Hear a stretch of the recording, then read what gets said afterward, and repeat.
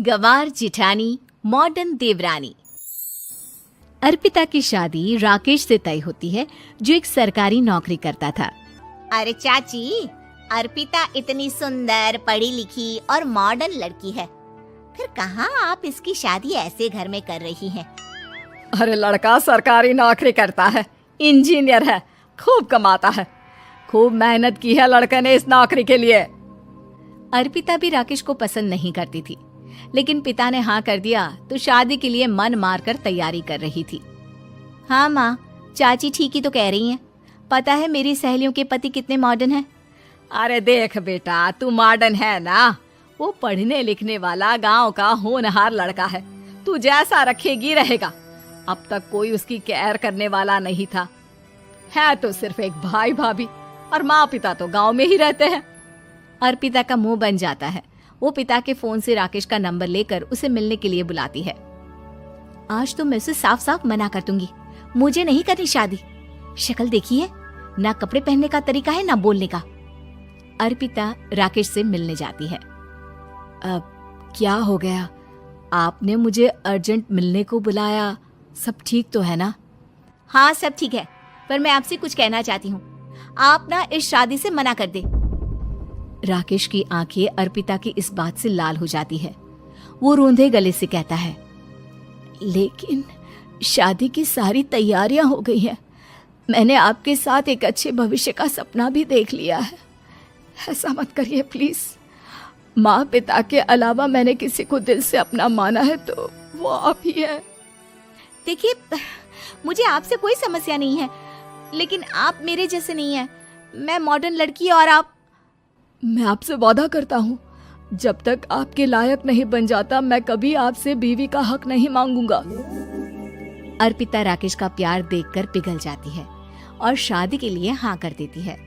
दोनों की शादी हो जाती है, लेकिन शादी के बाद राकेश की भाभी, जो कि पूरी की पूरी देहाती थी। ए राकेश, उठ, जब पानी भर कर ला, और तेरी बीवी को बोल के चूल्हा लगा दिया है, रोटी बना ले। क्या है ये सब? और तुम्हारी भाभी इस तरह चिल्ला क्यों रही है?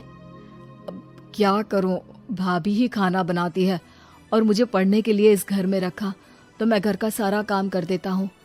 अब तुम आ गई हो, अपने तरीके से देख लो। ये मकान तो तुम्हारे पापा ने बनवाया था ना, शहर में, ताकि बेटा पढ़ाई कर सके। हाँ, पर भाभी ही पूरे घर में रहती है। ठीक है, देखो अब।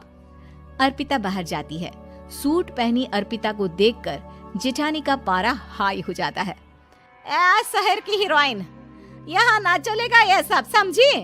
साड़ी पहनो, साड़ी। वो नारंगी वाली निकाले हैं तुम्हारे लिए, जिसमें हरे रंग का फूल बना है, और सीधे पहुंचो रसोई में। मेरे आगे नहीं चलेगा ये सूट बूट का नाटक, समझी? देखिए भाभी, आप बड़ी हैं, आपने राकेश की पढ़ाई में मदद की, लेकिन ये मकान इनके पिताजी का है, तो मैं अपना पोर्शन अलग कर रही हूँ। मैं आज से आपके साथ नहीं रहूंगी। जेठानी का तो मानो पारा ही हाई हो जाता है।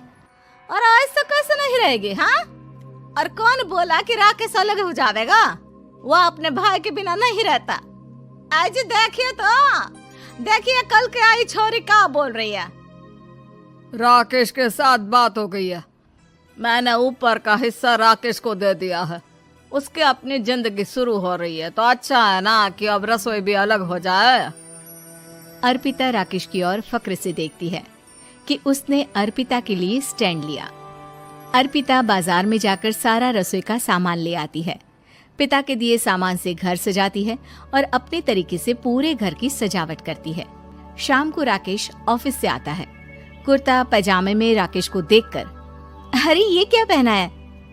भाभी सिलती है ना कुर्ता, मैं सारी कमाई भाभी को ही दे देता हूँ।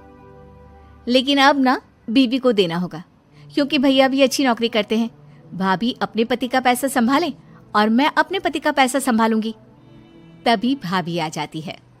अरे देखो, बहुत हो गया। हाँ, अलग रहने तक तो ठीक था, लेकिन पैसा हम एक फूटी कौड़ी नहीं देंगे। बचपन से तुम्हारे पति को हमने पाला है, उसका हिसाब दो। अच्छा, हिसाब चाहिए? कितना पढ़ी है आप जो आपको हिसाब चाहिए? बड़े भाई हैं उनकी, जिन्होंने उन्हें पढ़ाया लिखाया, वो हिसाब मांगेंगे तो जरूर दे दूंगी भाभी। अरे देख, हाँ, अगर तूने पढ़ाई की है तो मैं भी अंगूठा छापना हूँ। अरे 5 की क्लास तक पूरी पढ़ाई की है, समझे।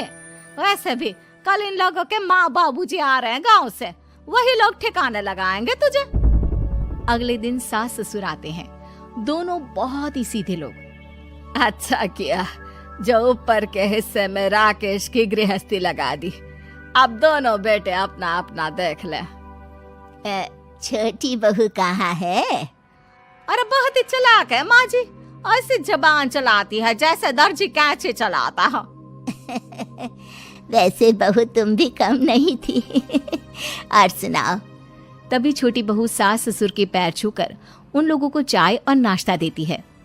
माँ जी, आप थक गई होंगी, मैं खाना लगा देती हूँ, ऊपर आ जाइए चाय पीकर। अरे बस बस, यही रहेंगे वो, क्योंकि बड़ी बहू मैं हूँ। हमेशा से इनके माँ बाबूजी मेरे पास ही आए हैं।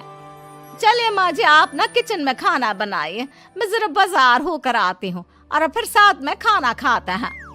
जेठानी बाजार निकल जाती है और सास ससुर बेचारे घर पर अकेले। फिर दोपहर को, माँ जी, मैंने आप सभी के लिए खाना बनाया है। माना मैं छोटी हूँ, लेकिन अच्छा लगेगा अगर आप लोग मेरे साथ रहें। वैसे भी यहाँ है कौन बेटा, चलो ऊपर राकेश के पास ही चलते हैं। सास ससुर दोपहर का खाना खाकर वहीं आराम करने लगते हैं कि जेठानी आ जाती है। अरे वाह, ये तो वही बात हुई ना, कल की आई को पूरा परिवार और हम अकेले के अकेले। भाभी देखिए, परिवार में प्यार से रहा जाता है, ना कि चालाकी से। अम्मा खाना कैसे बनाती, पहले ही गांव से थक कर आई हैं। हाय रे दया, तो मैं का बाजार से ऐस करके आ रही हूँ। अरे भूख के मारे मेरा सर दर्द हो रहा है, पर यहाँ मेरी फिक्र कौन करेगा। अरे तो किचन में खाना है, लगा देती हूँ मैं भाभी। बड़ी बैठकर खाना खाती है और शाम को जब राकेश घर आता है।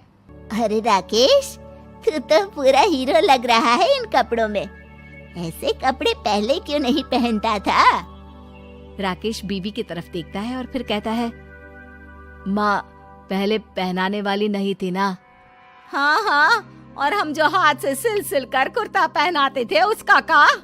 अरे तुम्हारे भैया तो आज भी पहन रहे हैं। तभी अर्पिता सास के लिए कपड़े और ससुर के लिए शर्ट पैंट ला कर देती है। उन लोगों को फ्रिज से ठंडा पानी और टीवी में फिल्म दिखाती है। अरे कब से इनको बोल रहे हैं कि फ्रिज वाले आओ, लेकिन ये है कि मानत ही ना है। बहू, अब तो तुम ही समझाओ ससुर जी को। नहीं पापा, आप फ्रिज मत लीजिए। अरे वाह रे छोटे, खुद फ्रिज का ऐसे का मजा ले, और इनकी माँ के पास फ्रिज भी ना हो। अरे देखा पिताजी, देखा माँ जी क्या बोल रही है। अरे उसकी पूरी बात तो सुन लो कि वो क्या बोल रही है। वो इसलिए क्योंकि अब माँ जी और पापा यहीं रहेंगे मेरे पास। घर को घर सिर्फ मॉडर्न या गांव की सोच नहीं, बल्कि संस्कार बनाते हैं भाभी, और संस्कार अच्छे हो तो सब सही हो जाता है।